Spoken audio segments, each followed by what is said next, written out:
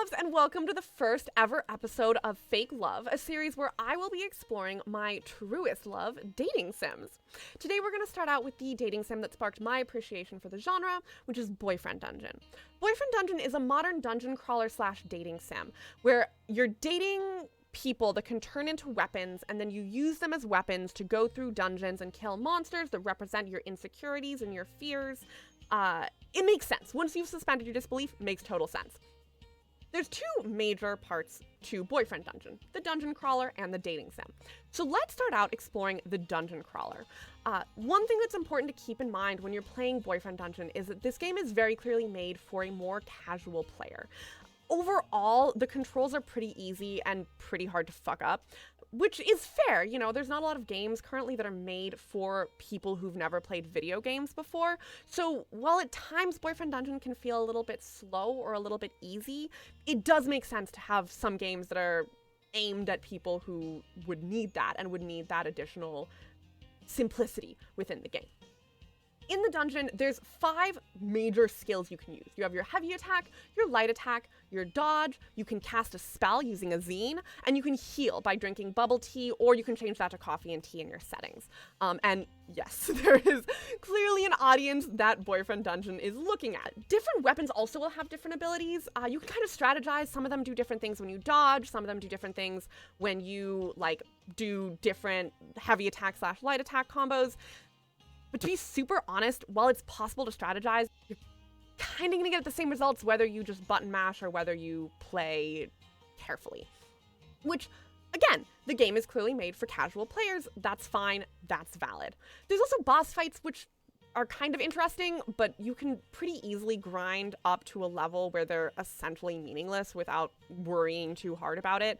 I think most of the time when I would go through a dungeon, I would gain 3 to 5 levels easily. And the levels do give you a lot of additional strength. So if you're struggling with a boss, you can really just keep going back through until it's easy. The dungeons actually are the primary way that you increase your affection with the weapons, which is interesting since most dating sims are primarily through dialogue and through how you're engaging with the weapons. In Boyfriend Dungeon, you're leveling up based on how much time you spend in the dungeon. And frankly, the dialogue options, we'll get a little bit deeper into this in just a second, but the dialogue options are fairly meaningless. There's other options to level up. You can use gifts. They're gonna make you increase in love with your weapons a little bit faster, but you don't have to. You can really just grind in the dungeon and you're gonna get there in the end. So that's the dungeon crawler aspect. Now let's talk about the dating sim. So the weapons are actually pretty well written. They're compelling characters. It's one of the few games I've had where my stream has actually been fighting over who we should date, which is fun. It's exciting. The different gender options are also interesting. It's fun to have a dating sim that gives you those choices and is a little bit less heteronormative. The game is very clearly aimed at a younger millennial and elder Gen Z audience. You heal with bubble tea and you cast spells with zines. They're not very subtle about that. That comes across in the characters and in the dialogue, and honestly, it can sometimes be on the nose to the point of being a little bit preachy. It is a very liberal game, and it knows that, and it's really leaning on the side of telling you what it wants you to know versus showing or suggesting it. Now, I know some of you are about to go to my comments and get on my dick, and so let me be very, very clear. I am one of the most annoying socialist leftists you will meet in your entire fucking life. I am not saying this game is preachy because I disagree with the points it's making. I'm saying the game is preachy because it's a little bit preachy, and that's fine. That's valid. To a large degree, I do kind of understand why that's a call that the developers chose to make. It makes it a lot safer. It means that your messages are not going to be misconstrued. If I want to tell you about consent, it is much easier for me to say consent is important versus, going through a huge thing where you learn the meaning and importance of consent over time. It's a valid choice to make. I get it. I did find that throughout the game, the choices in the dating sim parts, like I said before, are meaningless. To be honest, that's not a call that I really love. I think it kind of dehumanizes the point of a dating sim. Dating sims are fun because it does feel like you're engaging with people, but when there's no real way to fail and there's no real bad options, like when I can't fuck up my dialogue, it removes any feeling of actual interaction and actual meaningful connections. I'm aware that it is very sad that I just said that I get meaningful connections from dating sims. But we're not here to talk about my mental issues. That's what I pay my therapist for. Again, Boyfriend Dungeon is very much aimed at new and casual players. Boyfriend Dungeon does not want you to fail. It clearly wants you to get to the end of the game without being very frustrated. That is a reasonable choice. It's not a choice I love. I think that there needs to be a little bit of risk when you're playing a video game, but I understand the choice and I understand that that's nitpicky and personal preferency. I will also say the replay value of Boyfriend Dungeon is pretty low. You don't really get any unique endings. You can get pretty much 100% of the dialogue options and the storyline cleared in one playthrough without even much of a hard time. In fact, the first time I played through, I thought I had to get to the end with everybody. There's a couple little scenes that are really only with one weapon, but I've played through a couple times and I can tell you that those scenes are virtually identical, whichever weapon is in the scene. I will say I'm not going to get deep into this one because I don't want to get deep in spoilers, but the ending feels flat. It feels incomplete. I expected a lot between the point of time that the ending begins and when it's over. And that makes all of the time you've poured into these relationships and these connections, again, feel kind of dropped. I do wish that they had poured a little bit more time and energy into making an ending that feels conclusive and feels complete. Now, there's one other aspect of Boyfriend Dungeon that's important to talk about, and that is the stalker plotline.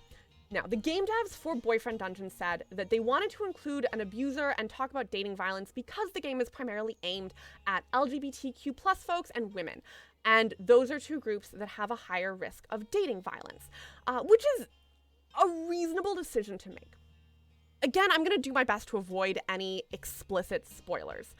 I will say that the game seems a little bit more focused on talking to abusers than talking to victims. I was surprised, based on the reasoning that they gave for why they wanted to include an abuser, that there's no actual discussion of how you should handle being the victim of dating violence. In fact, the game forces you to make bad decisions and decisions that are very dangerous if you are the victim. Everything from consistently talking to your abuser and responding every single time your abuser talks to you, and even regularly going off and meeting with your abuser alone. Again, you cannot progress the game without doing that. And I get that they're telling a story, and so you make choices, and a lot of games and a lot of storylines make you make bad choices. And it does make sense to some degree that you would want to talk to abusers, right? If we're talking about a game that's aimed at LGBTQ+ folks and women, those are also people who can be abusive, especially if we're talking about LGBTQ+ folks. The people who are abusing queer people are usually other queer people. So it does also kind of make sense that you would want a game where you can actually speak to abusers and talk about how to not be abusive. However, like I said before, the game is very, very on the nose, and it makes its point very clear. Your abuser, it's not subtle that you're being abused. Your abuser is mean. He's cruel to people around him as well as to you. He goes from 0 to 60 within like one date, and he's consistently pushing past boundaries, and even more so, he is like openly racist.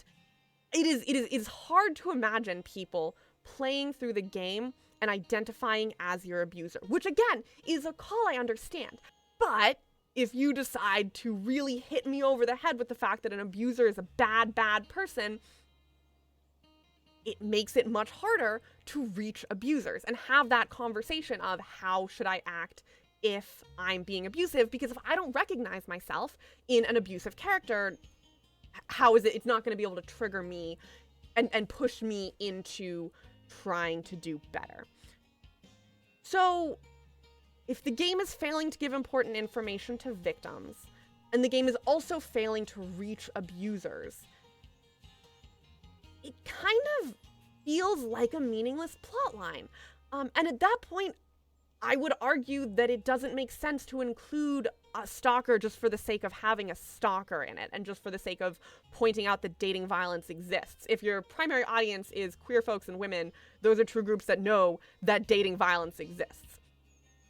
I would personally argue that cutting the stalker plotline and instead putting those resources into making a more conclusive, more interesting storyline with the weapons and with the people that you're trying to date, I think that would have been a better use of resources. But to some degree, that's personal preference, and I understand that there are storyline decisions that are made that I might not always agree with. So, in conclusion, I would rate Boyfriend Dungeon about a 3 out of 5. There's fun, interesting characters. They draw you in. It's a good time waster. It's gonna tell a fun story, and it's gonna entertain you for the length of time that it's telling that story. On the con side, the gameplay feels meaningless. As the player, I often felt very unimportant and very much not like I was having a voice in the game. Again, the stalker plotline really drags the whole thing down for little to no payoff.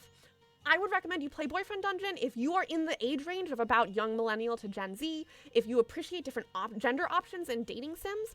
I think it's especially a good game to play if you want to play a dating sim but often get bored with the visual novel style of sim, if you want more action and gameplay to break it up, or if you have trouble just sitting and reading for hours and hours. I think that Boyfriend Dungeon is a great choice for you. It's a fun game, it's interesting, it's going to keep you engaged, and it's going to give you a good time, even if it's not one of my favorite games. So thank you all so much for watching. If you want to see me play some Sims in real time, I stream every Sunday at 8 o'clock EST at twitch.tv/Lex_rants. You can also find me on Twitter and on TikTok at that same username. Thank you all so much for spending the time with me today, and until next time, keep on lovin'.